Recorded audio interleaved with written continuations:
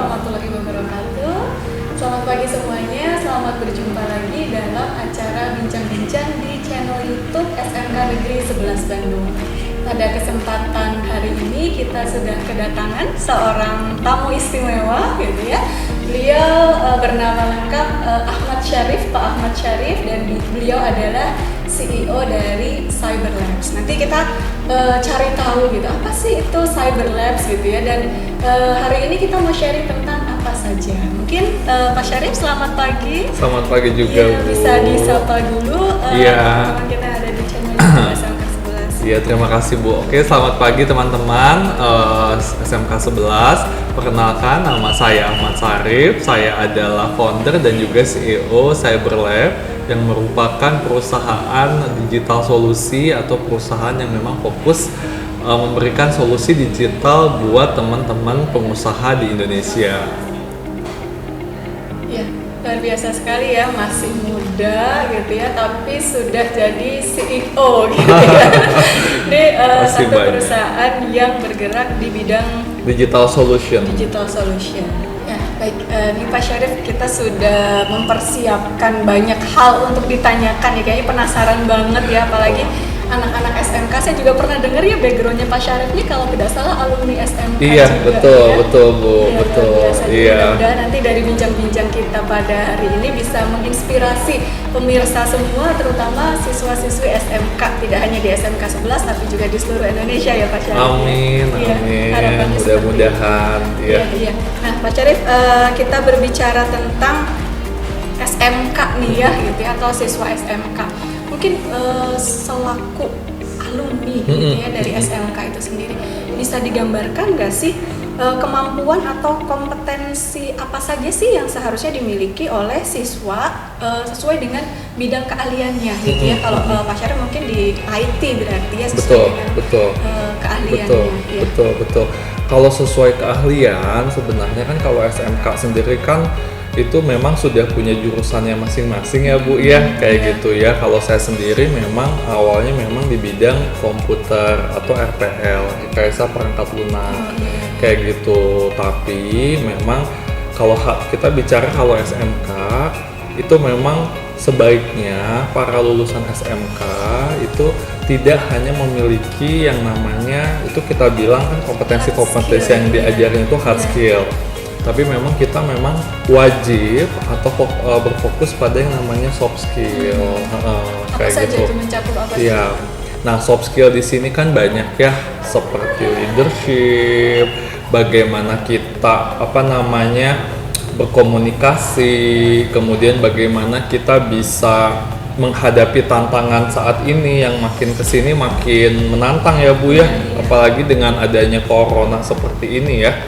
Kayak gitu kan, jadi itu penting seperti itu, berinteraksi dengan orang lain, kemudian bagaimana media saat ini membuat siswa biasanya itu terlalu banyak menerima informasi, akhirnya kita tidak bisa memilah atau memilih mana informasi yang memang seharusnya kita cerna, mana informasi yang memang seharusnya kita kita filter dulu kayak gitu. Nah, itu soft skill di sini yang biasanya kita harus atau penting untuk kita terapkan gitu, Bu, kayak gitu. Terutama daya juang ya, karena kan SMK memang diarahkan untuk fokus setelah lulus itu langsung biasanya bekerja biasanya. Nah, di situ daya juangnya itu yang memang harus seperti apa sih gitu. Nah, seperti itu. Jadi soft skill dan hard skill itu paling penting, itu harus seimbang. Jadi soft skill itu ya seperti jiwa kepemimpinan, komunikasi, daya juang, atau hal-hal yang memang sifatnya bukan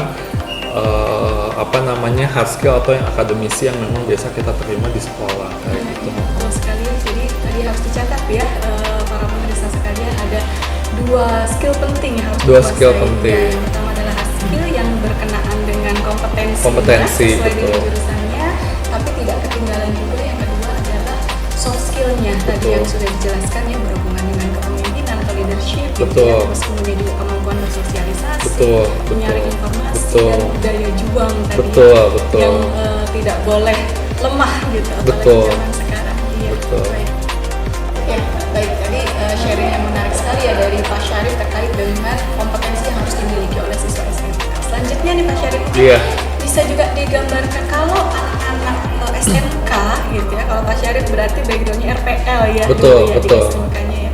Setelah lulus itu jenjang karirnya seperti apa sih gitu ya, atau mungkin kan biasanya banyak juga yang bilang apa sih lulusan SMK paling nggak jadi guru pabrik misalnya gitu ya. Jadi mungkin Pak Syarif bisa sharing ya pengalamannya sebagai alumni SMK itu seperti apa? Iya betul Bu. Jadi memang kalau SMK ini kadang suka dipandang sebelah mata karena memang beda dengan misalnya lulusan universitas atau perguruan tinggi. Tapi tidak menutup kemungkinan justru lulusan SMK ini bisa jadi nilai tambah ketika kita bisa membuktikan bahwa lulusan SMK aja bisa sukses gitu ya. Jadi memang jenjang karirnya dulu awal memang pasti kita dari bawah. Kalau saya memang dari bawah. Jadi memang saya tidak sempat kuliah. Jadi lulus SMK saya langsung kerja dulu. Memang waktu itu memang karena saya asli orang Bogor, saya pindah ke kota Bandung. Dan memang itu saya melamar pekerjaan. Jadi bukan saya melihat lowongan pekerjaan di koran, saya tidak. Jemput bola. Tapi ya? saya jemput bola. Saya lihat saya pengen bekerja di mana, kemudian disitulah saya langsung samperin tuh Bu si perusahaannya. Kemudian saya melamar di sana dan memang di sana butuh waktu ya. Nah di sini yang tadi di sebelumnya yang saya jelaskan bahwa soft skill ini penting. Pada saat teman-teman lulusan SMK bekerja itu pasti akan sangat berbeda jauh pada saat teman-teman waktu sekolah. Kenapa? Karena dunia pekerjaan itu, apalagi kita yang masih muda lulusan SMK, kasarnya kadang, mohon maaf, suka dibilang anak bawang karena umur. Karena umur kita masih belasan tahun, 17, 18, tiba-tiba kita harus berinteraksi dengan mereka yang sudah senior kayak gitu kan. Nah singkat cerita disitulah daya tahan kita diuji, apakah kita mau baper gitu ya dengan senior kita gitu kan ya Bu ya gitu ya, ataukah kita justru ingin membuktikan bahwa wah meskipun saya cuman lulusan SMK, meskipun saya cuman anak baru di perusahaan ini, tapi justru saya harus memberikan solusi buat perusahaan ini. Nah itu yang paling penting Bu.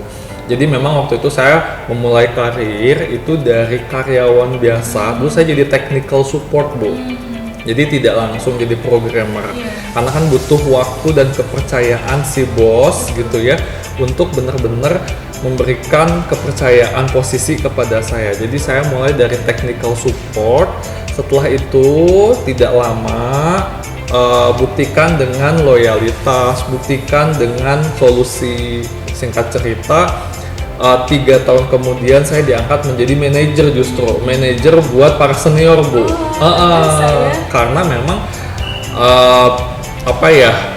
dan teman-teman, apa yang dibaca, apa yang ditonton, apa yang dilihat, apa yang didengarkan itu sangat penting buat teman-teman semua. Jadi teman-teman saya sarankan, mumpung di masa muda, mumpung otak kita masih fresh gitu ya, lihat video yang memang positif, yang berhubungan sama bagaimana leadership. Jadi anak-anak sekarang kan sibuknya nonton video yang di YouTube tuh channelnya kan channel game itu loh. Iya. Kalau orang bilang mohon maaf ya, konten sampah misalnya. Iya. Nah, tapi laku gitu. Tapi laku, nah itu akan ngaruh ya, ternyata ya. Karena jujur kalau saya pribadi memang waktu itu kadang diangkot gitu ya, saya baca buku, memang buku motivasi, dan itu akan secara tidak sadar itu akan mempengaruhi pola pikir, membentuk diri kita. Kemudian juga tingkah laku kita juga Bu, kayak gitu ya. Nah singkat cerita memang saya bisa melampaui beberapa senior gitu kan di kantor. Akhirnya 3 tahun kemudian saya jadi manajer, dan singkat cerita setelah jadi manajer saya coba buktikan lagi gitu kan bagaimana seorang manajer itu, padahal saya tidak sama sekali waktu itu posisinya masih belum punya ilmu manajerial, belum ya. Karena memang di situ saya masih bergelarnya lulusan SMK, dan memang waktu itu saya belum sempat melanjutkan ke bangku kuliah ya. Gitu kan, kemudian saya baca kemudian ini bagaimana, meskipun awalnya pasti itu akan akan dianggap remeh sama senior kan. Nah, singkat cerita, ketika kita fokus bekerja, ketika kita melihat memang kitanya bisa gitu, senior pasti lama-lama akan merasa bahwa orang ini layak menjadi pemimpin kayak gitu kan. Bos juga akan merasa oh ini anak gitu kan, ini layak menjadi manajer gitu ya. Nah, singkat cerita, 5 tahun kemudian setelah bekerja barulah saya diangkat menjadi asistennya bos kayak gitu. Dan pada saat tahun 2014 kebetulan bosnya ini harus beliau pindah ke luar negeri. Singkat cerita, perusahaannya itu malah dititipkan kepada saya waktu itu. Sampai begitunya kan, rezeki kita tidak ada yang tahu ya Bu ya. Padahal saya tidak ada kepikiran sama sekali kayak gitu ya. Ya ampun, kok bisa ya gitu ya. Intinya sih kita nggak tahu masa depan, kita nggak tahu keajaiban yang bakal dikasih sama yang di atas gitu ya. Dan ternyata singkat cerita, dan kita juga nggak bisa melihat atau membaca hatinya si bos itu kan. Ternyata bos itu mungkin dia tuh kayak punya harapan terhadap kita. Nah, akhirnya singkat cerita 7 tahun kemudian bosnya ke luar negeri karena harus ada urusan bisnis lain. Bisnisnya akhirnya tiba-tiba diserahkan ke saya, dan itu tantangan baru. Tantangan baru saya sebagai CEO atau Chief Executive Officer atau pemimpin perusahaan. Di situ saya akhirnya harus belajar yang namanya finansial. Bagaimana saya harus belajar leadership, padahal saya benar-benar tidak punya pengalaman di situ kan ya Bu ya. Karena saya di situ masih hanya lulusan SMK judulnya. Saya otodidak karena sekarang ada banyak media, ada YouTube. Jadi tadi seperti Ibu bilang, dibanding kita nonton yang konten-konten sampah gitu ya, sebaiknya kita, karena kan kalau YouTube atau teknologi itu kan pisau bermata dua. Betul. Kalau kita bisa gunakan dengan baik, seperti misalnya contohnya saya waktu itu memang ketikinnya how to create or how to become leader kayak gitu. Bagaimana menjadi seorang leader kayak gitu, itu benar-benar bisa jadi sumber informasi yang bagus sebenarnya kayak gitu. Jadi buat teman-teman seperti itu. Luar biasa sekali ya kalau saya bisa narik menggarisbawahi gitu ya. Intinya betul, ada istilahnya kita nggak tahu apa yang akan terjadi di masa depan ya. Ada keajaiban, ada yang namanya berkah anugerah dari yang kuasa gitu ya kan. Tapi satu hal tadi yang tidak bisa kita lepaskan adalah bagaimana kita menjemput itu gitu ya. Kayak tadi Pak Syarif share harus misalnya banyak baca buku gitu ya. Terus kemudian kalau sekarang banyak sekali konten bertebaran di YouTube, di sosial media, itu ambil yang baik untuk membuat kita menjadi lebih termotivasi lagi. Betul. Gak bisa juga misalnya kita kan nggak tahu masa depan gimana nanti Iya, jangan kayak gitu, dan jangan terlalu khawatir sama masa depan, karena masa depan itu kan cuma milik Allah. Betul. Jadi saya sarankan jangan terlalu takut sama masa depan. Yang penting tugas kita mah ikhtiar, tugas kita mah berdoa, dan tugas kita kalau ada orang tua ya minta doa orang tua. Saya hampir setiap hari itu selalu bilang, mah doain ya, doain itu yang tidak kalah penting itu.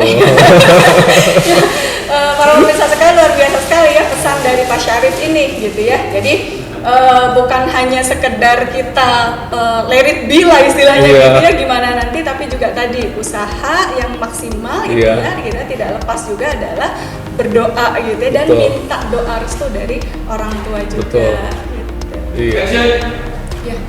Baik Pak Syarif, tadi kan di awal-awal kita sempat menyinggung tentang soft skill gitu ya.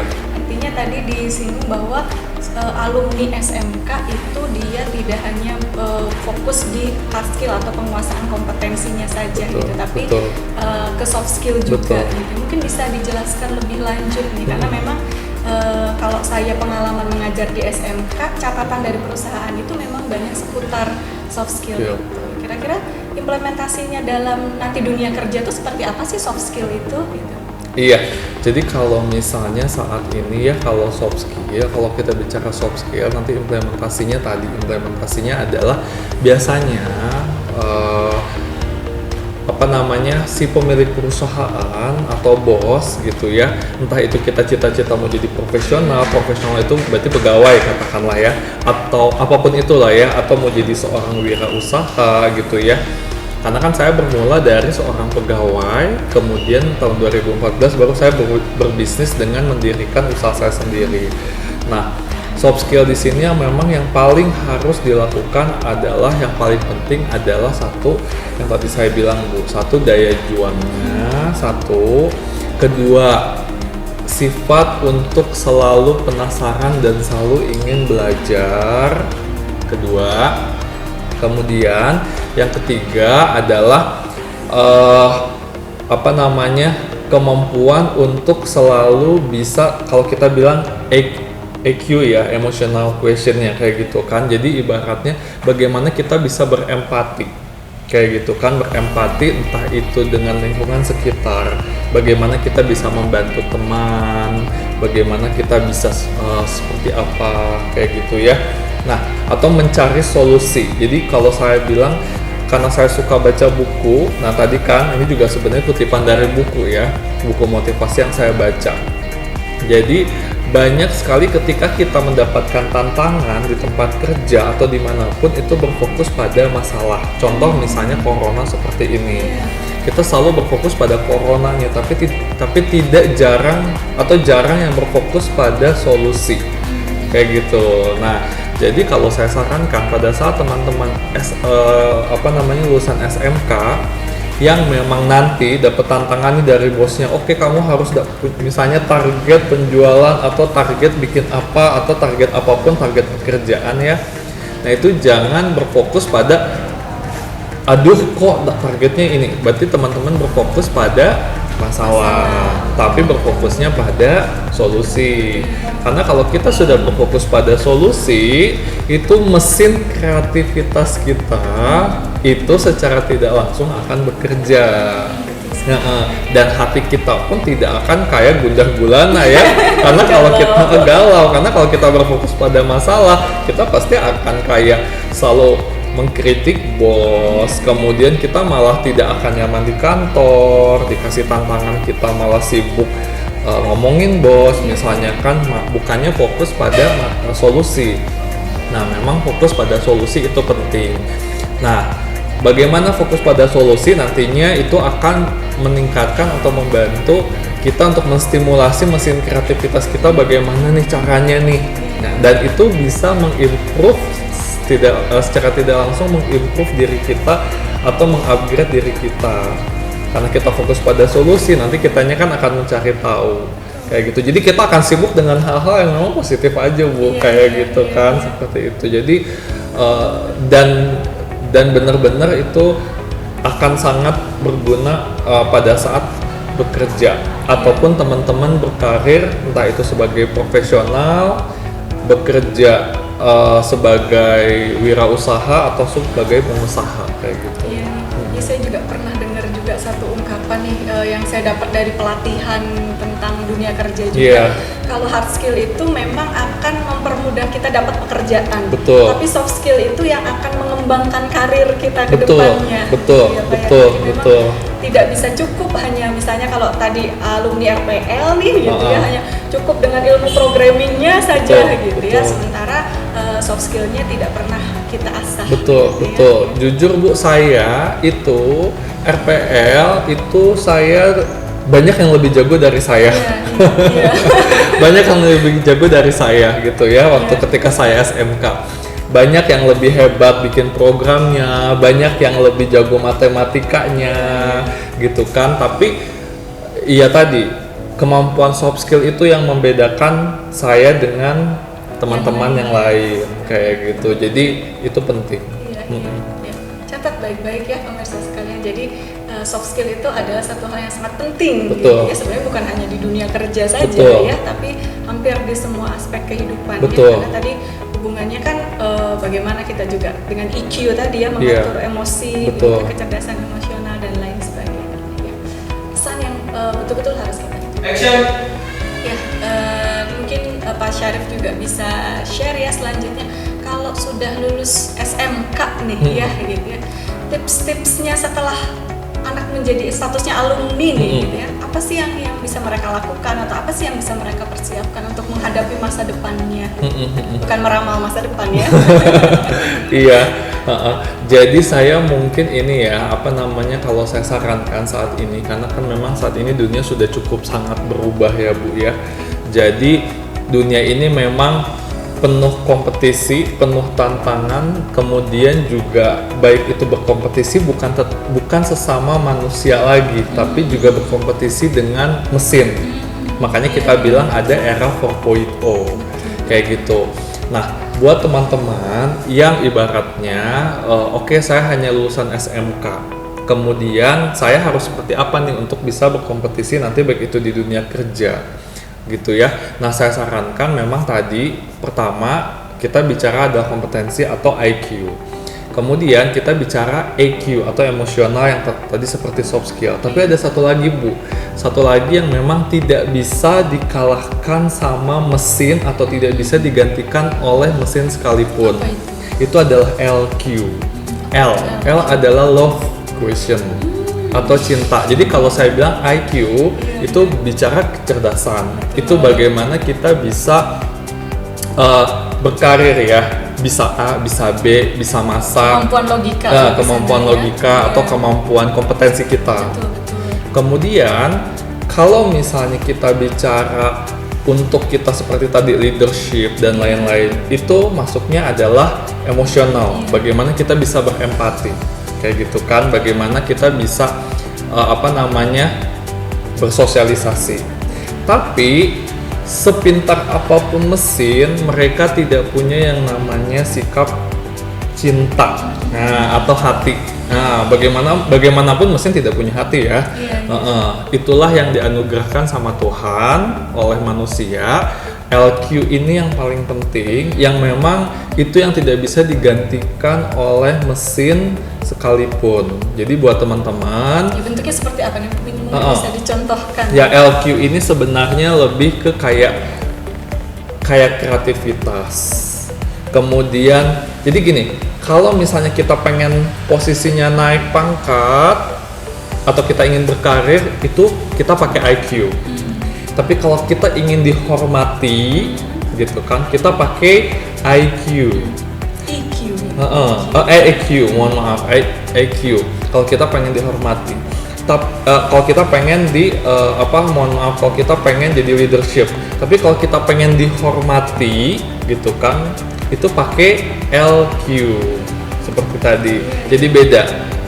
Jadi ada bos yang dia pintar, dia bisa leadership, tapi belum tentu dia bisa dihormati, kayak gitu kan? Karena ibaratnya rasa hormat itu biasanya akan muncul, rasa segan itu akan muncul ketika LQ-nya kita sebagai bos atau sebagai manusia itu bisa menyentuh sesama hati, kayak gitu. Itu jadi sekali lagi IQ, EQ, LQ. Kalau teman-teman semua bisa punya tiga ini, karena kan kalau dulu kita selalu bicaranya, kalau kita bekerja punya IQ dan EQ. Sekarang beda, sekarang kompetisinya tidak lagi bicara itu. Kalau mau adu pintar, mesin lebih pintar. Betul. Kayak gitu ya. Tapi mesin bagaimanapun tidak pernah punya rasa cinta itu ya. Kalau saya terjemahkan, bisa nggak kalimatnya kayak quotes yang beredar nih, kayak kita bukan hanya do what you love, tapi love what you do gitu. Ketika kita melakukan pekerjaan itu dengan cinta, gitu ya, insya Allah hasilnya juga bisa menyentuh hati banyak orang gitu. Jadi bukan hanya sekedar usaha atau tadi entah itu jadi pegawai ataupun entah itu kita punya bisnis, itu bukan hanya sekedar cari profit ya. Tapi bagaimana kita bisa menyentuh, meraih orang sebanyak-banyaknya dengan tadi cinta itu tadi. Iya, betul. Nanti biasanya akan ngaruh ke kreativitas. Bagaimana kita ibaratnya benar-benar bisa sesama manusia lah. Itu kan hubungan sesama manusia kan. Itu yang memang dengan customer, dengan dan lain kayak gitu. Kan kalau orang biasanya misalnya taruhlah hotel nih, bellboy misalnya, mereka kan bekerja ramahnya itu ramah SOP gitu ya. Nah, tapi ketika kita membubuhkan misalnya menambahkan bumbu cinta di situ, insya Allah bisa nyampe ya Iya. ke hati gitu. Iya betul, beda banget feelingnya juga. Kita disambut sama robot Betul, gitu betul. kan, sama kita disambut sama manusia dengan senyuman yang tulus, bukan dengan senyuman yang SOP ya Bu. Kayak gitu ya. Iya, betul sekali. Jadi itu ya, saya juga baru dengar nih ada istilah LQ atau love quotient ini ya, dimana tadi sudah dijelaskan oleh Pak Syarif, ini penting sekali karena saingan kita di dunia kerja gitu ya, bukan hanya manusia lagi gitu ya, tapi juga mesin, robot dan lain sebagainya.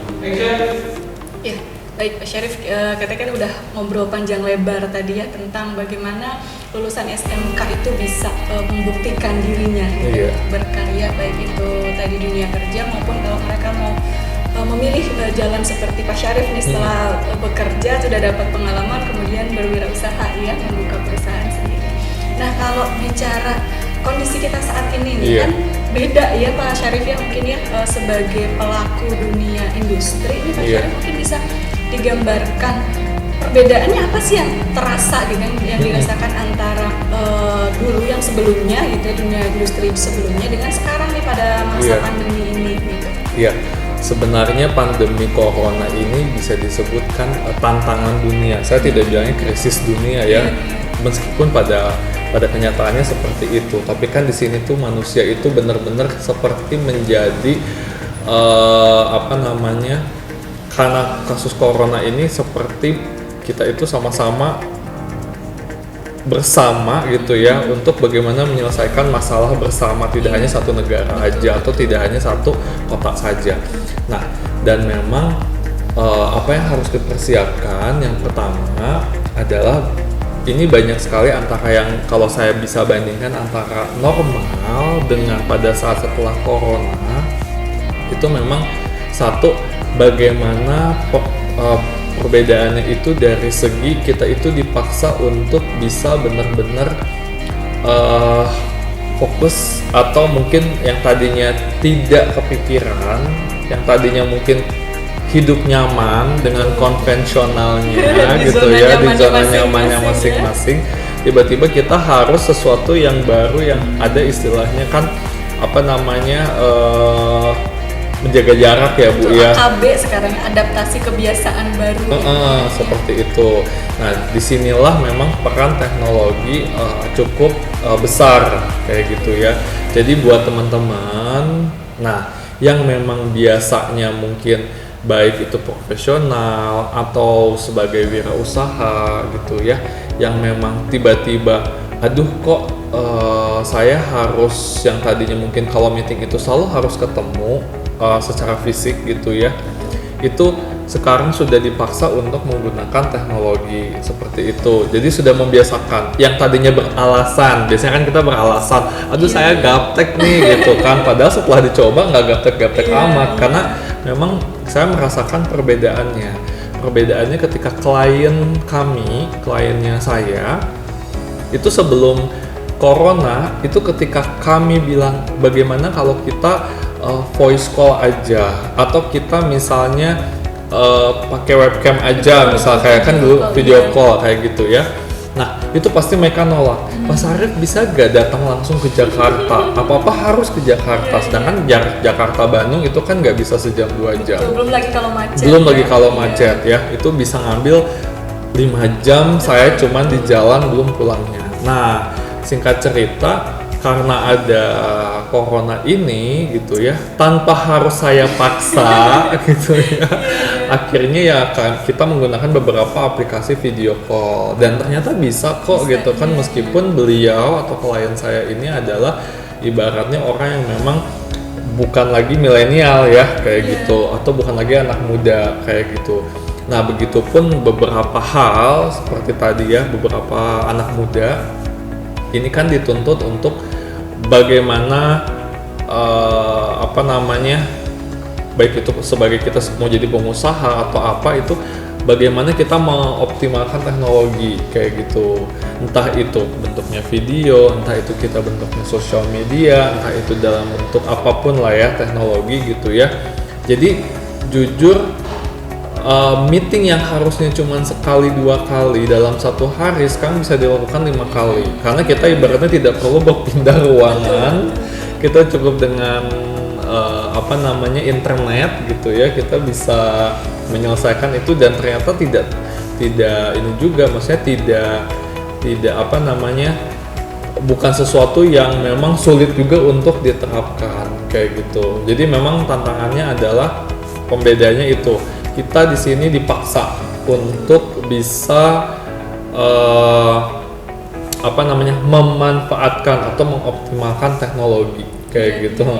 Artinya mungkin orang zaman sekarang gitu ya, mereka harus literat ya, dalam artian apa sih? Teknologi literasinya tuh harus tinggi gitu ya. Mau tidak mau. Iya, mau tidak mau. Yang mengaku gaptek pun juga harus mendorong diri mereka untuk mengupgrade diri. Betul.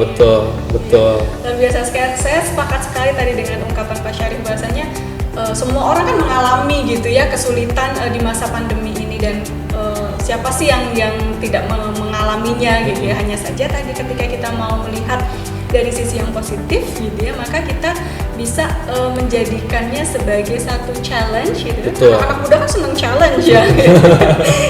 Satu challenge untuk kita belajar skill-skill baru gitu ya. Salah satunya adalah penguasaan teknologi tadi. Betul. Dan ini mungkin satu peluang juga buat anak muda. Kenapa? Karena anak muda itu biasa yang lebih high tech. Nah, ini adalah satu peluang buat teman-teman yang masih muda. Saya sedikit buat alumni SMK alumni SMK bahwa ini bisa menjadi satu opportunity, kesempatan. Kalau kita berfokus pada kesempatan, bahwa saat ini banyak sekali perusahaan-perusahaan yang memang didominasi sama generasi yang senior, itu mereka saat ini sedang mencari solusi-solusi atau tenaga kerja anak muda yang lebih high tech kayak gitu. Jadi ini sebenarnya potensi juga buat teman-teman semua untuk mempromosikan diri sebaik mungkin gitu ya, hal-hal yang positif gitu ya, karena teman-teman di sinilah, teman-teman SMK di sinilah yang sedang dicari sama mereka kayak gitu. Baik, luar biasa sekali perbincangan kita pada pagi hari ini ya Pak Syarif ya. Terima kasih banyak atas kehadirannya. Karena keterbatasan waktu, jadi mungkin kita tidak bisa lebih panjang lagi, tapi insya Allah nanti ada kesempatan lain kita bisa sharing lagi gitu ya. Pak Syarif juga bisa memberikan banyak sekali insight gitu ya untuk teman-teman, baik itu yang sudah memilih masuk SMK ataupun teman-teman yang juga baru saja lulus dari SMK. Iya. Bermanfaat sekali. Terima kasih Pak Syarif. Sama-sama. Jangan kapok ya. Enggak. Insya Allah kita akan berjumpa lagi di sesi-sesi yang lainnya. Siap. Pemirsa sekalian, demikianlah perbincangan kita pada kesempatan hari ini. Jangan lupa terus simak channel YouTube SMK Negeri 11 yang akan membagikan banyak sekali informasi-informasi menarik. Jadi jangan lupa dipencet like-nya, komen, dan subscribe. Sampai jumpa lagi di bincang-bincang yang akan datang. Terima kasih. Wassalamualaikum warahmatullahi wabarakatuh.